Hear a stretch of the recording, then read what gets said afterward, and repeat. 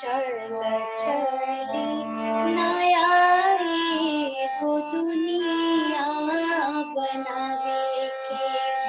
चल चली नया एगो दुनिया बनावे के। सरस सनहिया के, सरस सनहिया के रस बरसावे के। चल चली नया एगो दुनिया बनावे के। चल चली नया एगो दुनिया बनावे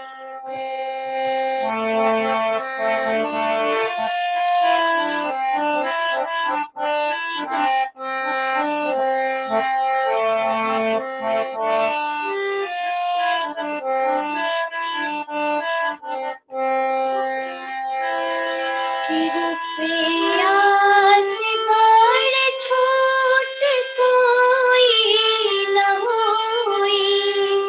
रुपया से बड़ छोट केहू न होई। बेटी आ बहिन बेच इहवा न कोई।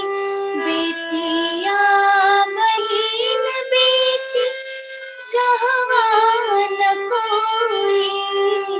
उजड़ल झोपड़िया के, उजड़ल झोपड़िया के नेह से सजावे के। चल चली नया एगो दुनिया बनावे के। चल चली नया एगो दुनिया बनावे के। सरस सनहिया के, सरस सनहिया के रस बरसावे के।